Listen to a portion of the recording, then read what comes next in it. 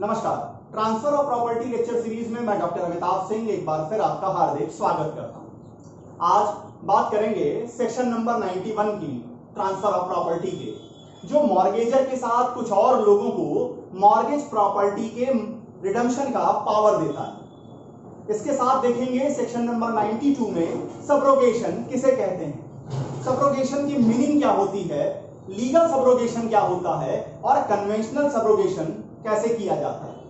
और फिर बात आएगी सेक्शन नंबर 94 की, जो एक बड़ा पिक्यूलियर कॉन्सेप्ट आपके सामने लेकर आएगा। वो ये कहता है redemption up foreclosure down.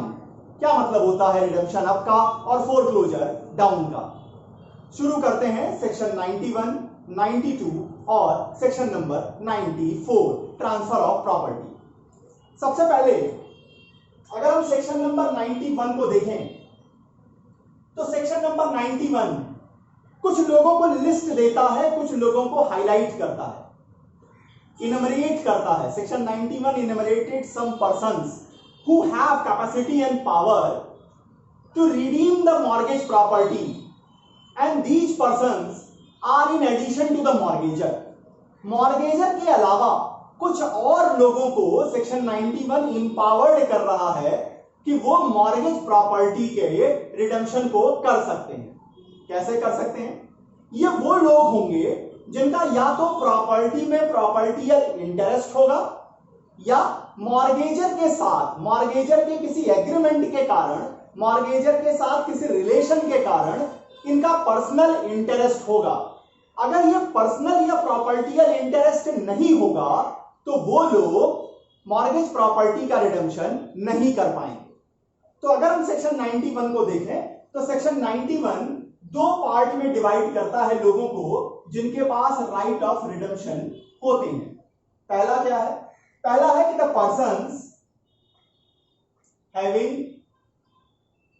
Persons having interest in the property. पहले वो लोग आते हैं जिनका प्रॉपर्टी में इंटरेस्ट है। कौन कौन लोग हैं ये इंटरेस्ट रखने वाले लोग हैं, या तो वो प्यूसाइन मॉर्गेजी होंगे या तो वो सब्सीक्वेंट मॉर्गेजी होंगे। कौन कौन लोग आएंगे? वो प्यूसाइन मॉर्गेजी होंगे या वो सब्सीक्वेंट मॉर्गेजी होंगे।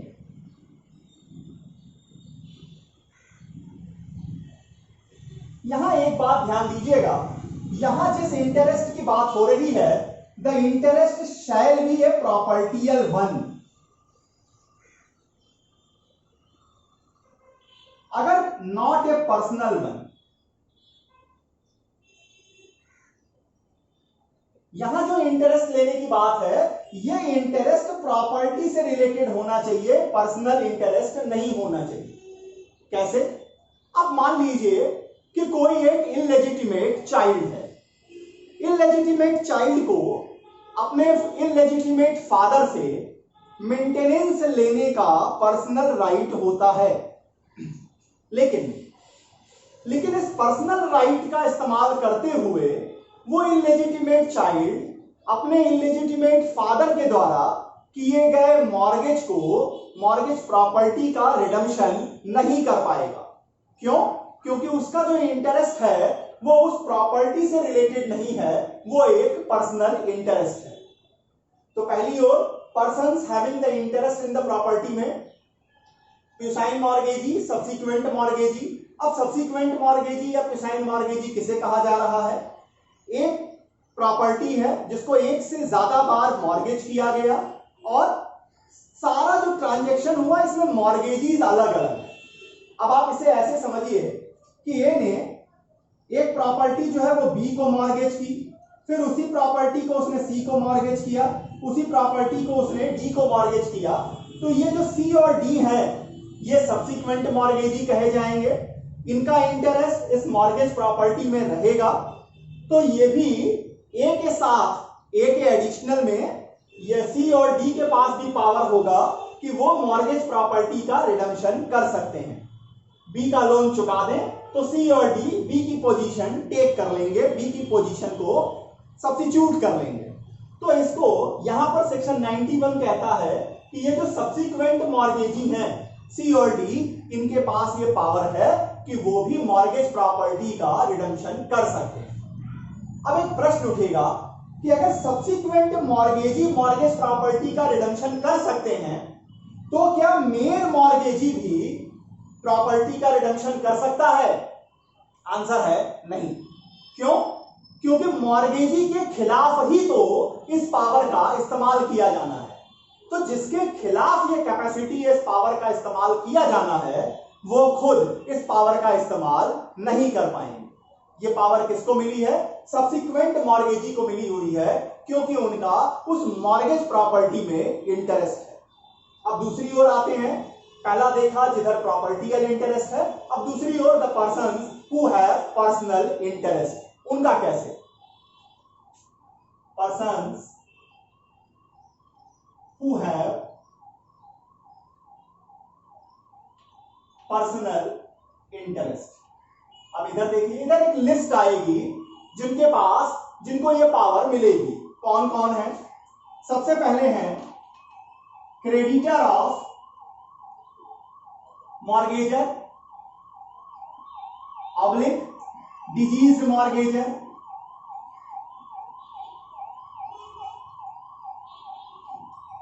मॉर्गेजर के क्रेडिटर हैं या मरे हुए मॉर्गेजर के जो क्रेडिटर हैं वो भी क्या करेंगे? वो भी रिडम्पशन कर सकते हैं मॉर्गेज प्रॉपर्टी का। नंबर सेकंड, अगर उस मॉर्गेज प्रॉपर्टी का कोई लीज किया गया है तो उसके लीजी भी मॉर्गेज प्रॉपर्टी का रिडम्पशन कर सकते हैं। नंबर थर्ड, अगर उस मॉर्गेज प्रॉपर्टी का गिफ्ट किया गया है तो उसके डोनी भी, जिसको ये गिफ्ट किया जा रहा है मॉर्गेज प्रॉपर्टी का, वो भी मॉर्गेज प्रॉपर्टी का रिडम्पशन कर सकते हैं। नंबर फोर, अगर कोई चार्ज होल्डर है, चार्ज का मतलब आप ऐसे समझिए, चार्ज अगले लेक्चर में पूरी तरह से डिस्कस होगा, लेकिन यहां चार्ज को आप ये समझिए कि जब किसी एक पर्सन की प्रॉपर्टी दूसरे पर्सन को एज ए सिक्योरिटी दी जाती है, पेमेंट के लिए, पैसों का कुछ पेमेंट करना है जिसके लिए प्रॉपर्टी अगर एज ए सिक्योरिटी दी जा रही है और ये ट्रांजैक्शन मॉर्गेज का नहीं है, तो इसे हम चार्ज कहते हैं। तो जो बंदे को चार्ज दिया गया है, that person is to be called as charge holder. That charge holder also have the capacity and power to redeem the mortgage property from mortgagee। वो भी mortgagee से mortgage property का redemption कर सकते हैं। इसके बाद मान लीजिए अगर right of redemption सेल किया गया है तो ये buyer of right of redemption sale होता है। अगर ये right of redemption सेल किया गया है तो जो जिसने खरीदा है वो भी मॉर्गेज प्रॉपर्टी का वो क्या कर सकते हैं? रिडम्पशन कर सकते हैं। इसके साथ साथ इतने लोगों के, अगर मान लीजिए एक और बंदा, एक और व्यक्ति यहां पर शामिल है, इसका है सब मॉर्गेजी। अगर मान लीजिए कोई व्यक्ति सब मॉर्गेजी है, वो भी क्या कर सकता है? वो भी मॉर्गेज प्रॉपर्टी का रिडम्पशन कर सकता है। तो यहां सेक्शन 91 लिस्ट देता है, दो ऐसे लोगों की बात करता है, प्यूसाइन या सब्सिक्वेंट मॉर्गेजी को बात देता है, पावर देता है।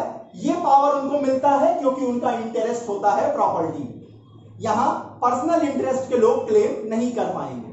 दूसरी ओर एक लिस्ट देता है उन व्यक्तियों की जिनका की मॉर्गेजर के साथ पर्सनल इंटरेस्ट होगा। यहां प्रॉपर्टी का इंटरेस्ट होना जरूरी नहीं है। अब यहां पर क्या चीजें, कौन कौन लोग आएंगे?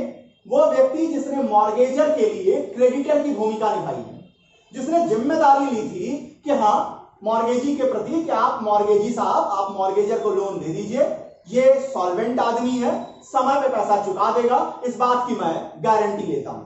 तो जो क्रेडिटर है मॉर्गेजर का या मरे हुए मॉर्गेजर का, वो भी रिडम्पशन का पावर रखेगा।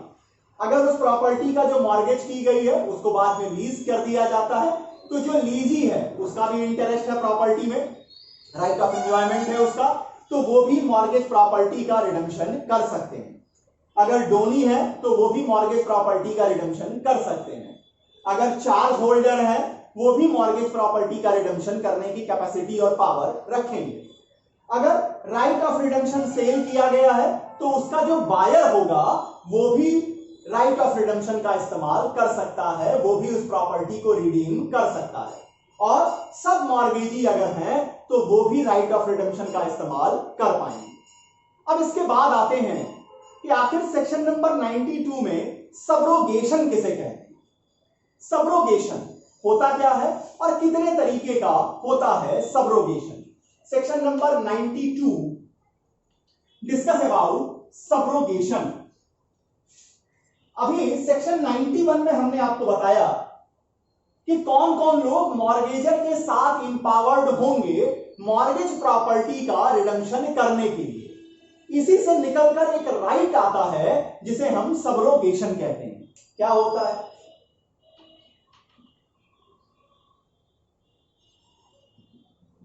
अगर हम जनरल मीनिंग देखें, जनरली subrogation means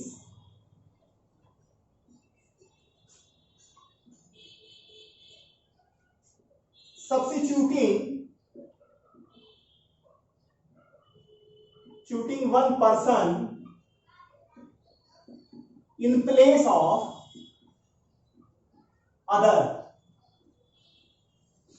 एक व्यक्ति को दूसरे व्यक्ति की जगह खड़ा करना, एक व्यक्ति को दूसरे व्यक्ति की चेयर पे बैठाना, ये कहा जाता है सबरोगेट किया गया है, इसे हम सबरोगेशन कहते हैं। मॉर्गेज में कैसे, इसे देखिए। ए ने एक हाउस प्रॉपर्टी बी को 20 लाख रुपए के लिए मॉर्गेज की। इस ट्रांजैक्शन में सी जो है, सी इस ट्रांजैक्शन में क्रेडिटर है, क्रेडिटर फॉर मॉर्गेजर है। ये मॉर्गेजर के साइड से क्रेडिटर है। अब बी का पैसा ड्यू हुआ, बी को पैसे चाहिए, टाइम पीरियड उनका पूरा हो गया। सी ने पेड कर दिया अमाउंट प्लस इंटरेस्ट। ए ने हाउस प्रॉपर्टी 20 लाख रुपए के लिए बी को मॉर्गेज की। इस ट्रांजैक्शन में सी क्रेडिटर की भूमिका में है। जब बी को पैसे चाहिए, उनका टाइम पीरियड मॉर्गेज का पूरा हो गया, सी ने पेमेंट कर दिया अमाउंट का और साथ में इंटरेस्ट को भी पे कर दिया। मतलब बी को जितना मिलना था, बी का जितना ड्यू बनता था उतना सी ने क्लियर कर दिया। तो सेक्शन 92 कहता है कि सी विल सबरोगेट बी। सी क्या कर लेगा? सी सबरोगेट कर देगा बी को। मतलब सी कहां चला जाएगा? सी आ जाएगा बी की पोजीशन पर। और बी को जितने भी राइट, जितने भी कैपेसिटी, जितने भी रेमेडी ए के खिलाफ मिलने वाले थे, वो सेल का हो, फोरक्लोजर का हो, जो भी राइट रेमेडी बी इस्तेमाल करता, अब वो राइट रेमेडी सी इस्तेमाल कर सकेगा। This is called subrogation. Subrogation क्या है? एक व्यक्ति को जिसने अपनी जिम्मेवारी निभा दी है, जिसने उस एग्रीमेंट में जहां ड्यू है, पैसा देना है, उसने पैसा दे दिया है, तो उसको दूसरे व्यक्ति की जगह फीड किया जाएगा, उसको राइट पावर दूसरे पर्सन के दिए जाएंगे। इसी को हम सबरोगेशन कहते हैं। एग्जांपल के जरिए ए ने अपनी हाउस प्रॉपर्टी 20 लाख रुपए के लिए बी को मॉर्गेज की और यहां पर सी क्रेडिटर की भूमिका में है। पैसा जब बी का ड्यू हुआ, सी ने अमाउंट पे कर दिया और इंटरेस्ट पे कर दिया। तो सेक्शन 92 कहता है कि सी विल सबरोगेट बी। सी क्या करेगा? बी की जगह जाके सेट कर जाएगा, सी बी के फुटिंग में बैठेगा और बी को जो भी राइट पावर ए के खिलाफ मिलने वाले हैं, वो सारे राइट पावर का इस्तेमाल अब सी करेगा। This is called subrogation. Question उठता है कितने तरीके का होता है? सबरोगेशन दो तरह के होते हैं। पहले कहते हैं लीगल सबरोगेशन और दूसरा मेथड है कन्वेंशनल सबरोगेशन का।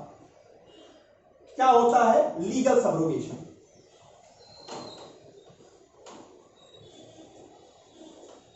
लीगल सबरोगेशन उन व्यक्तियों को सब्रोगेट करने का पावर देता है जो उन व्यक्तियों का प्रॉपर्टी के प्रोटेक्शन में इंटरेस्ट होता है। अब देखते हैं पहला, legal subrogation.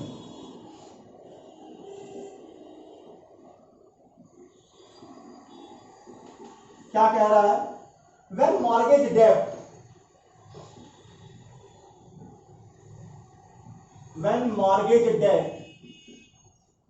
is paid by some persons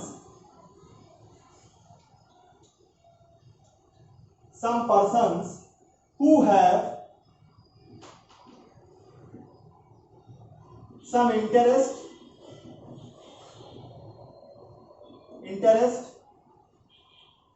in protection of property,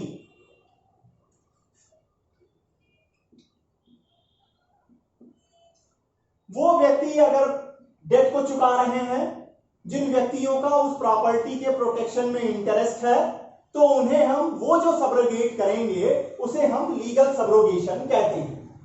दूसरा कैसे है? दूसरा है कन्वेंशनल सब्रोगेशन। कन्वेंशनल सब्रोगेशन क्या होता है? Persons who have no interest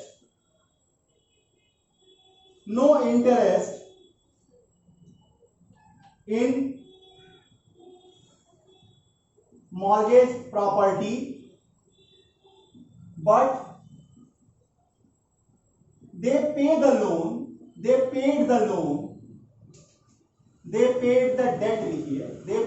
debt under agreement express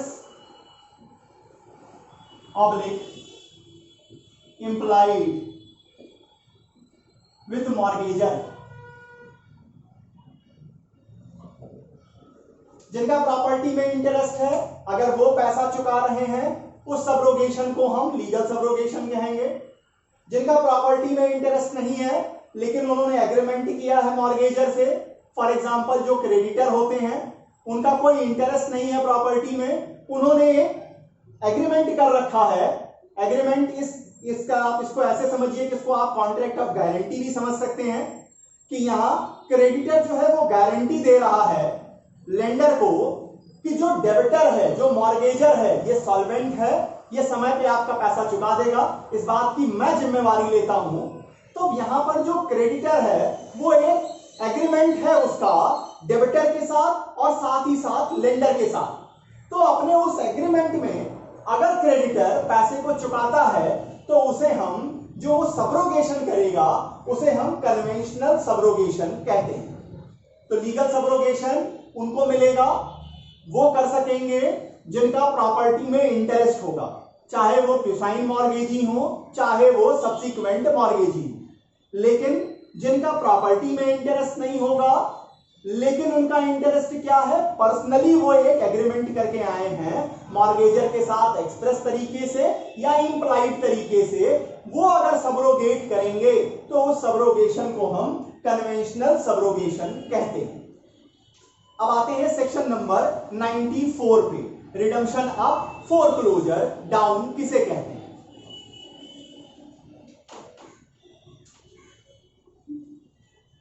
section number 94, redemption of foreclosure down.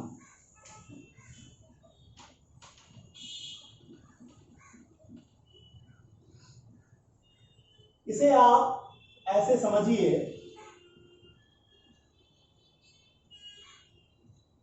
Foreclosure down.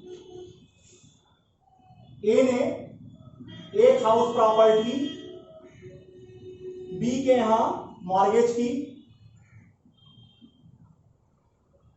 इसी house property को ए ने सी के यहां मॉर्गेज किया,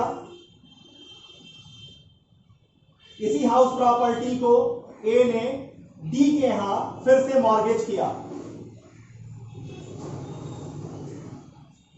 एक और लगा लीजिए, समझने में आपको और आसानी होगी। ए ने इसी हाउस प्रॉपर्टी को ई के यहां फिर से मॉर्गेज किया। कितने मॉर्गेज हुए उस हाउस प्रॉपर्टी के? टोटल 4 मॉर्गेज हुए। चारों मॉर्गेज अलग अलग डेट के लिए हुए और चारों मॉर्गेज में मॉर्गेजी अलग अलग हो गए। मॉर्गेजी क्या हो गए? सेपरेट सेपरेट हैं। एक जगह बी मॉर्गेजी है, एक जगह सी मॉर्गेजी है, एक जगह डी मॉर्गेजी है, एक जगह ई मॉर्गेजी। तो हम बी को क्या कहेंगे? बी को कहेंगे मॉर्गेजी, और सी को, डी को और ई को क्या कहा जाएगा? ये लोग कहे जाएंगे सब्सिक्वेंट मॉर्गेजी। आप समझिए सेक्शन 91 और 94 को जब आप मिला के पढ़ते हैं तो कॉन्सेप्ट निकल के आता है रिडम्पशन अप, फोरक्लोजर डाउन। कहते किसे? यहां पर शर्त है कि where a property is mortgage for several debt to several mortgagee. Mortgage debt एक से ज्यादा होना चाहिए और मॉर्गेजी एक से ज्यादा होने चाहिए। फिर क्या होगा? A subsequent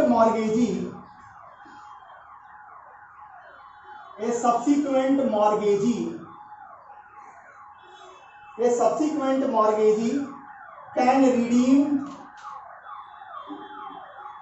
his prior mortgagee and he can use foreclosure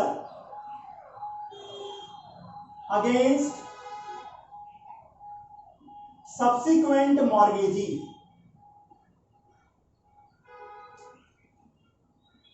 बात समझा देता हूं आपको, बहुत ही छोटा और प्यारा कॉन्सेप्ट है। देखिए अब 91 और 94 को पढ़ते हैं। क्या कहता है? एक प्रॉपर्टी है हाउस प्रॉपर्टी, सेवरल डेट्स के लिए एक से ज्यादा मॉर्गेजीज को क्या किया गया है? मॉर्गेज कर दिया गया। ये हो गया मेन मॉर्गेजी। इसके बाद जो आए सी डी ई क्या हुए? सब्सिक्वेंट मॉर्गेजी हुए। अब 91 और 94 का फॉर्मूला क्या कहता है? ये देखिए, ये कहता है कि बी सी डी और ई के अगेंस्ट में फोरक्लोजर राइट इस्तेमाल कर सकता है।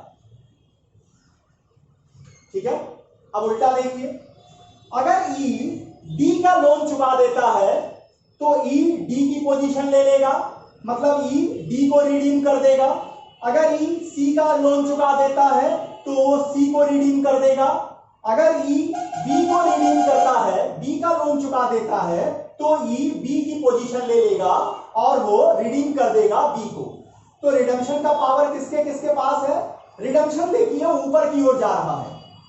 रिडम्पशन जो है, रिडम्पशन अब ऊपर की दिशा में चल रहा है। क्या कर सकता है? ई किसका किसका रिडम्पशन कर सकता है? उल्टा करके समझते जाइए, बहुत क्लियर हो जाएगा। अगर ई को रिडम्पशन करना है तो वो किसका किसका रिडम्पशन कर सकेगा?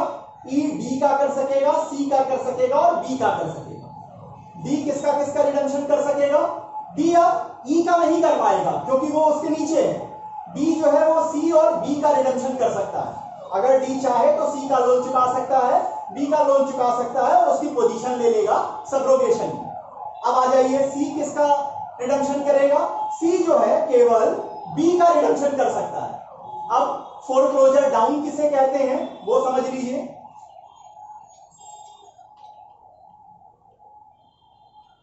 अब देखिए इसी एग्जांपल में बी अपने फोरक्लोजर राइट का इस्तेमाल, फोरक्लोजर करने का मतलब क्या है? दूसरा आदमी रिडेम्पशन नहीं कर पाएगा। जब हम रिडेम्पशन के पावर को ब्रेक लगाते हैं, चेक करते हैं, कंट्रोल करते हैं, तो उस पावर को हम फोरक्लोजर कहते हैं। तो बी किसके खिलाफ, किसके किसके खिलाफ फोरक्लोजर का इस्तेमाल कर सकेगा? सी के खिलाफ, डी के खिलाफ और ई के खिलाफ कर सकेगा। सी किसके खिलाफ कर सकेगा? डी और ई के खिलाफ कर सकेगा। डी किसके खिलाफ कर सकेगा? ई के खिलाफ कर सकेगा। पर क्या ई भी किसी के खिलाफ फोरक्लोजर का पावर इस्तेमाल कर सकेगा? आंसर है नहीं कर सकेगा। तो सेक्शन 91 और 94 को जब आप मिला के पढ़ेंगे तो इसका मतलब है रिडम्पशन ऑफ फोरक्लोजर डाउन। इसका मतलब क्या, जहां एक ही प्रॉपर्टी एक से ज्यादा मॉर्गेज डेब्ट के लिए अलग अलग मॉर्गेजीज के पास मॉर्गेज की गई है, तो जो सब्सिक्वेंट मॉर्गेजीज हैं वो अपने से पहले वाले मॉर्गेजी का रिडम्पशन कर सकते हैं, अपने से पहले वाले मॉर्गेजी का लोन चुका करके उसकी पोजीशन ले सकते हैं, उस पोजीशन पे सबरोगेट कर जाएंगे। तो रिडम्पशन किस दिशा में जाएगा, ऊपर की ओर जाएगा। अब वहीं दूसरी ओर जो मॉर्गेजी हैं वो अपने से सब्सिक्वेंट मॉर्गेजीज को रिडम्पशन करने से रोकने के पावर का इस्तेमाल कर सकते हैं, जिसको हम फोरक्लोजर कहते हैं। तो जो पहला मॉर्गेजी होगा वो नंबर 2 से लेकर नीचे जितने मॉर्गेजी होंगे उनके खिलाफ फोरक्लोजर का इस्तेमाल करेगा। नंबर 3 से लेकर नीचे जितने होंगे उनके खिलाफ फोरक्लोजर का इस्तेमाल करेगा। नंबर 4 से लेकर नीचे जितने होंगे उनके खिलाफ फोरक्लोजर का इस्तेमाल करेगा। इसी थ्योरी को, इसी कॉन्सेप्ट को कहते हैं रिडम्पशन ऑफ फोरक्लोजर डाउन। इतनी बातें सेक्शन 91, 92 और 94 के विषय में मैंने आपके सामने रखी। उम्मीद करता हूं कॉन्सेप्ट आपको क्लियर हो गया होगा। फिर भी अगर आपके कोई प्रश्न है, कुछ कमेंट हैं, तो कमेंट सेक्शन में अपने कमेंट्स दीजिए, अपने प्रश्न पूछिए, उनको सॉल्व करने में मुझे आनंद आएगा। Transfer of property lecture series में अगला जो लेक्चर आपके सामने लेकर आऊंगा वो होगा सेक्शन नंबर 100, चार्ज किसे कहते हैं, चार्ज कैसे क्रिएट किए जाते हैं, और charge by act of parties क्या होते हैं, और बाय ऑपरेशन ऑफ लॉ कैसे क्रिएट होते हैं। क्या चार्ज का रजिस्ट्रेशन जरूरी है, क्या चार्ज के लिए रिटन डीड बनाना जरूरी है, और चार्ज और इंजंक्शन में क्या अंतर है, चार्ज और अटैचमेंट में क्या अंतर होता है। इन सारे बिंदुओं को कवर करके ट्रांसफर ऑफ प्रॉपर्टी के अगले लेक्चर सीरीज में, अगले लेक्चर में आपके सामने उपस्थित होगा। तब तक के लिए बहुत बहुत धन्यवाद। नमस्कार।